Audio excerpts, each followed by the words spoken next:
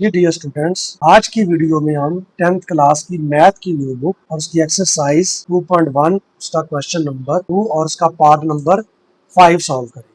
ठीक है जी स्टूडेंट्स, इससे प्रीवियस वीडियो के अंदर हमने पार्ट नंबर 1, 2, 3 और 4 को सॉल्व कर लिया था।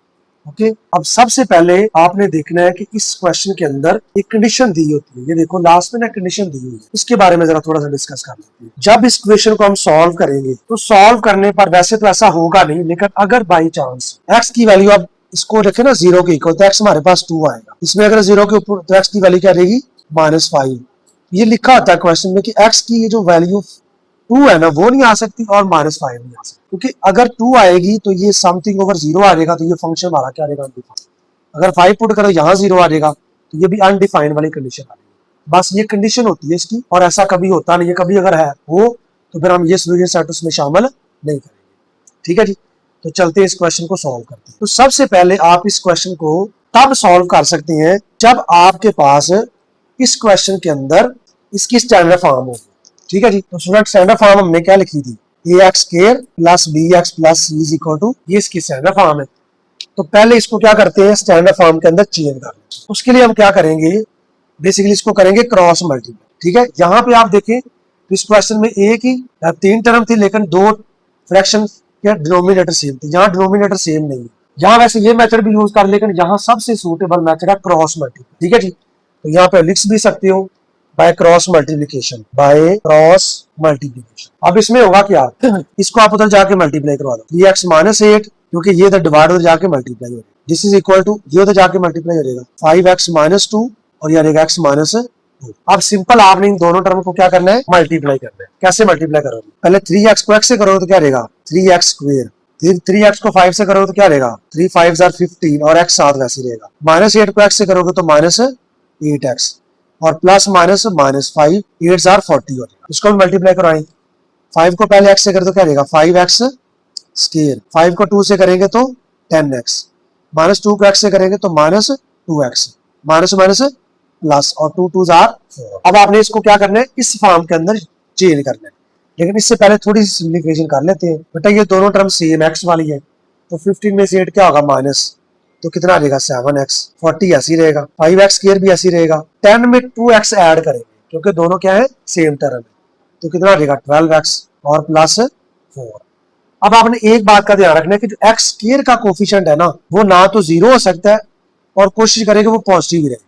ठीक है, इसके लिए आपने क्या करना है, ट्रिक जो यूज करनी है, आपने इन टर्म को उधर शिफ्ट करना है, क्योंकि आपको फिर माइनस कॉमन लेने की जरूरत नहीं पड़ेगी। ये टर्म एज इट इज, इसको जब उधर शिफ्ट करेंगे तो क्या रहेगा -3x स्क्वायर, ये प्लस उधर जाके -7x, ये माइनस उधर जाके प्लस। अब क्या करेंगे आप, 5x स्क्वायर में से 3x स्क्वायर को क्या करेंगे माइनस, तो कितना रहेगा 2x स्क्वायर, ये 12 है और ये क्या है 7, तो कितना रहेगा 19x और 40 में 4 ऐड करें कितना रहेगा 44। This is equal to, okay.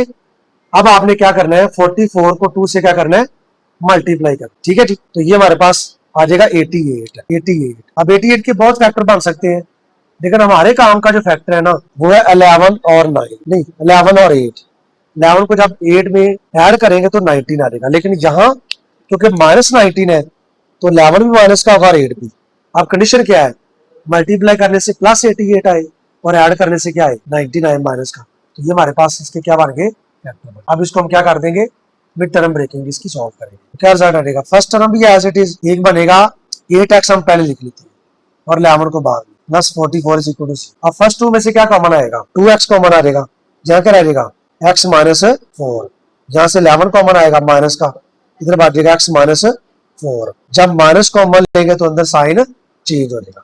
अब इसके अंदर सबसे बड़ी कंडीशन चेक करने की क्या होती है कि ये दोनों सेम आ रही है। अगर ये दोनों आपके सेम नहीं आ रहे तो इसका मतलब ये हुआ कि अब ये आपके पास दोनों फैक्टर जो आपने ऊपर मिड टर्म ब्रेकिंग की वो सही नहीं। तो आएगा x माइनस 4, यहाँ करेगा 2x minus 11, this is equal to. अब आएगा x minus 4 is equal to 0 और 2x minus 11 is equal to 0। अब x की वैल्यू क्या रहेगी, उधर माइनस में जाके प्लस हो। अब 2x के साथ 11 क्या आ रहा है जी, माइनस में जाके क्या रहेगा प्लस हो जाएगा, तो x हमारा क्या रहेगा 11, 2 इधर मल्टीप्लाई जाके डिवाइड, तो एंड पे हमारा सोल्यूशन सेट क्या आएगा जी, हमारा सोल्यूशन सेट आएगा 4 और 11 बाय, और यही इसका आंसर। ओके, आई होप कि आपको इस क्वेश्चन की भी समझ आगे। तो चलते हैं नेक्स्ट क्वेश्चन की तरफ, जो क्वेश्चन नंबर 6 है। जी स्टूडेंट, क्वेश्चन हमारा जो 6 है उसमें लिखा हुआ है 1 over x minus 1 minus 1 over x plus 3 this is 1 over 35। अब इस क्वेश्चन को सॉल्व करने के दो मेथड, लेकर हम सिंपल वाले मेथड की तरफ चलते हैं। ये कंडीशन है कि x की वैल्यू 1 नहीं हो सकती और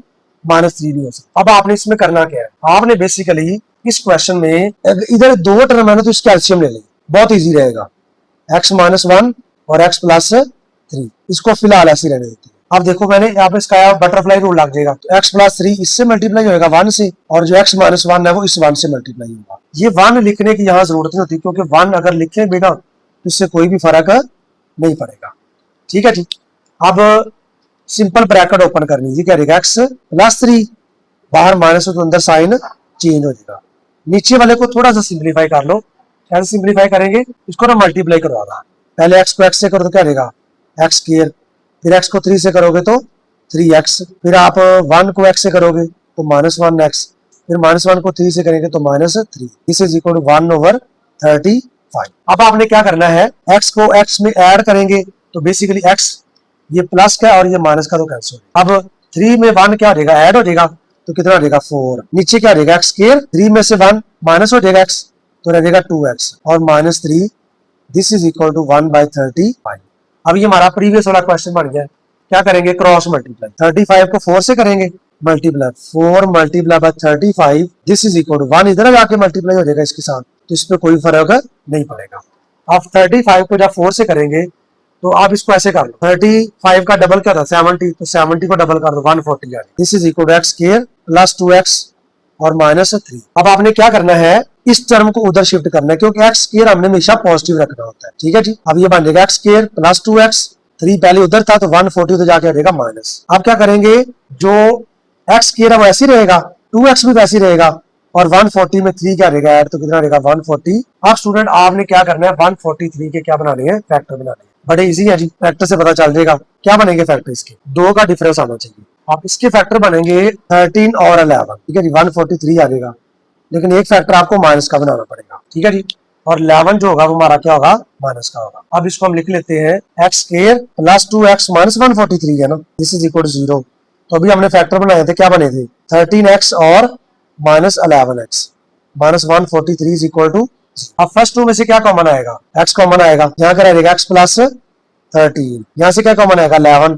जब माइनस कॉमन लेंगे तो अंदर साइन भी क्या रहेगा, चेंज हो जाएगा, क्योंकि कॉमन का मतलब होता है बाहर मल्टीप्लाई और अंदर डिवाइड। 143 को जब 11 पे करें तो 143 जो होता है 11 टाइम 13 टाइम होता है 143। अब आ जाएगा x प्लस 13 और एक क्या रहेगा x minus 11, this is equal to 0। इसका मतलब क्या हुआ, x प्लस 13 भी 0 की इक्वल है और x माइनस 11 भी 0 की इक्वल है। अब 13 इधर क्या हो रहा है, माइनस, प्लस उधर जाके माइनस, तो 0 किधर जाएगा, कोई फर्क नहीं पड़ेगा ऐड करने से। अब 11 इधर क्या हो रहा है, माइनस जाके प्लस हो जाएगा। फ्रंट पे क्या लिख देंगे हम, इसका सोल्यूशन सेट। तो सोल्यूशन सेट हमारा क्या आ जाएगा, एक तो आएगा -13 और एक क्या आएगा 11। और यही हमने क्या करा इसमें। आई होप कि आपको इस क्वेश्चन की भी समझ आ गई होगी। तो नेक्स्ट वीडियो को देखने के लिए इस वीडियो को लाइक करें, शेयर करें और चैनल को क्या करें, सब्सक्राइब करें, ताकि नेक्स्ट वीडियो आप तक टाइम से पहुंचे। तो मिलते हैं।